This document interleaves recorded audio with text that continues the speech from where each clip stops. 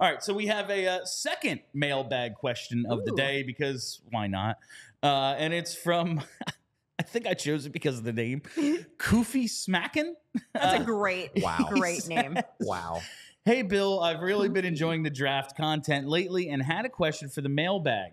Do you guys have any idea on the potential timeline to seeing some of the likely options like Berkly Catton or Carter Yakemchuk in the NHL?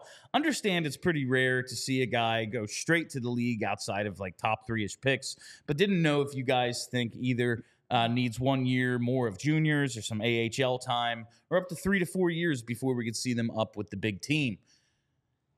I responded to this DM and was like, typically guys need at least 1 more year of junior. I would agree with that.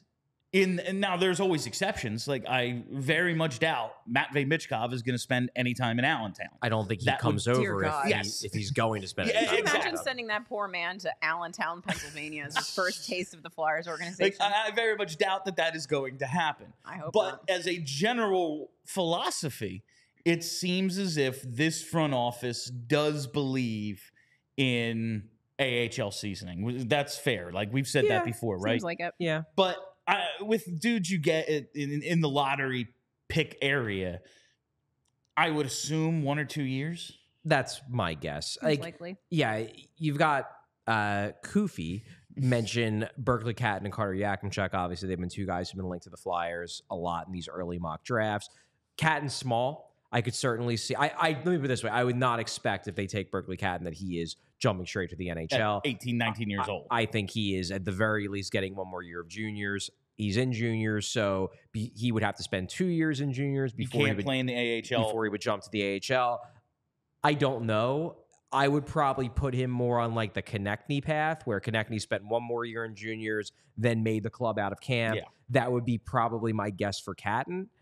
For Yakemchuk, he's bigger, he's stronger, to be sure. And I guess I don't think he would make the team out of camp either, but I guess there is an argument to be made that they might want to get him under Bradshaw as quickly as possible since he's raw. Okay. I guess I would still assume that he would get 1 more year in juniors, though, at least, if not 2, because he is raw. Even though he's old for his draft year, you watch him play, and there's a lot to clean up.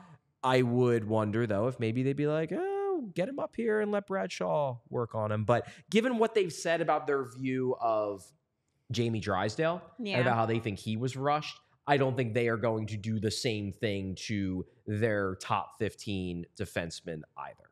No. And like Jamie Drysdale, while he was rushed, like his first full year in the league, he put up 39 points. It's not as if he was out of place. Yeah. They just think for his development, it would have been better for him to get some seasoning in the league. So yeah, I think like the forward, if they go that route, it's maybe a TK sort of path. And we've just seen defensemen take longer in this organization every single time.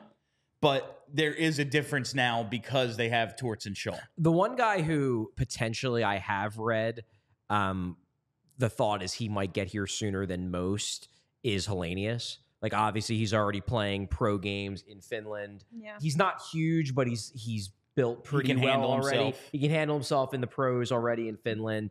And because he's coming from overseas, in theory, he could come over immediately and play in the AHL. So maybe he is a different timeline than the other guys because you have more flexibility with him in terms of he could come over and be an AHLer at age 18 in a way that Berkly Catton and Carter Yakemchuk can't. That's an interesting one. We all silly like the mayor.